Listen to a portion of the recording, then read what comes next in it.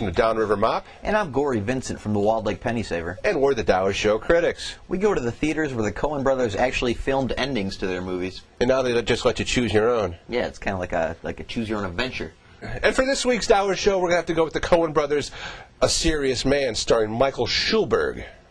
And this movie takes place in Minnesota in like the early, mid-60s, I'd say. Yeah, this guy, Schulenberg, he's got a wife and a kid, and he basically has a decent life going on there. But all of a sudden it starts to go a little bit downhill when his kid's having a bar mitzvah, which is okay there, but he's like smoking pot all the time and listening to Jefferson Airplane, which he really doesn't like too much, but he's pretty oblivious to that whole type thing. And then one night while he's grading papers, his wife comes up to him and says that she wants a divorce because she's been having an affair with a family friend who's a widower down the street. Cy Abelman. And also his life at school isn't going very well. He's trying to get tenure in his school, and he keeps getting bribed from this Asian kid that he wants his grade at least bumped up to a C because he needs that for some reason, which is another thing that the movie didn't go into very much.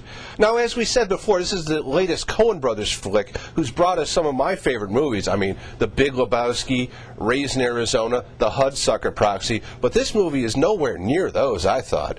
I mean, those had clever wit, humor. This had none of that stuff. I really didn't like this movie that much, Gory. What do you think?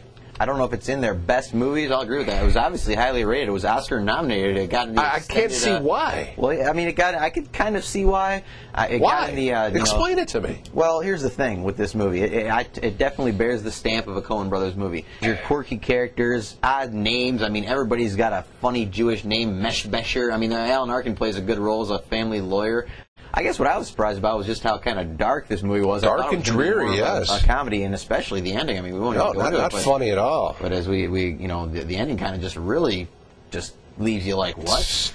What are you going to give this one, Drew?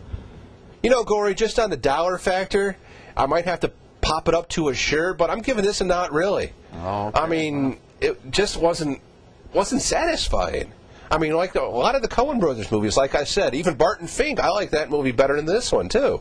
Like a lot of Coen brothers movies, I think this one takes time to see a few times, and then I hate to keep bringing that up, but a lot of, like the Coens and that could be true with Fargo, but for this one? I mean, Fargo, the Coens are from Minnesota, they're raised Jewish, so I mean... Oh, yeah, well, they are Jewish. Well, yeah, they're raised and are Jewish, that's probably why they were raised Jewish. It would make sense. Well, yeah, so I liked it a little bit better than you did. I still wouldn't say it was Oscar quality. But the story wasn't...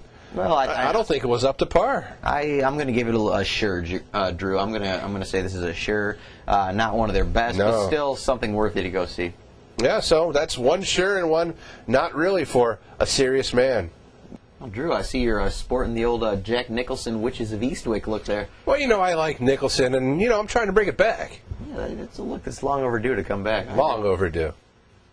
All right, and for this week's I'll Rent That for $1 movie, I'm going to go from A Serious Man to A Simple Plan. Nice, it even rhymes. Yeah, see, how often do they rhyme, really? Never. But besides the rhyme scheme, another thing this movie kind of has in common is the things just keep going wrong for our main character here, played by Bill Paxton. Bill Paxton is happily married to Bridget Fonda, and they got a seemingly nice life.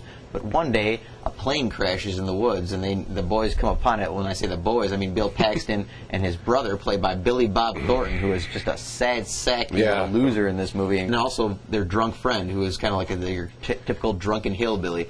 Now, these guys stumble upon this downed plane in the woods, and what do you know? There's a dead pilot and a suitcase full of money. I'm talking millions of dollars. Now, the boys devise the titular simple plan to how they can keep the money. They say, we'll stash it, we'll wait and see if any news comes up about the plane crash. If nothing happens after a year or whatever, they set a time, we'll divide it. But before then, we got to keep this quiet. Nobody says anything, nobody does anything. And this is also just a suspenseful movie, kind of a Hitchcock type thing in the dead of winter. I mean, there's some great suspenseful scenes here, a great sense of the cold atmosphere in the wintertime. Good performances overall. So for a good night of suspense and icy chills, I say you go out and rent Sam Raimi's A Simple Plan. Yeah, I like this movie a lot. And Bridget Fonda, she just played the evil wife after a while. Well, yeah, what's cool is you're right. At the start, her character really changes. She seems ideal. A total 180. Yeah, it's just opposed to keeping this money, but then as the money gets closer to being in her grasp, she's like, we could take more of that money. Exactly. And that's how it starts. Twists and turns to come, you're right. So I'm glad you like this one. Oh, yeah, definitely a good movie. And we'll be back next week with another Dollar Show and another DVD pick. Until then, we're the Dollar Show critics, and we'll see you. And yeah, you know, I think Drew, a simple plan was also like, wasn't that Sam Raimi's like real venture into serious filmmaking? I mean, he's done the Evil Dead movies. He was a horror guy. He did Dark Man. He did some, you know, but once he did a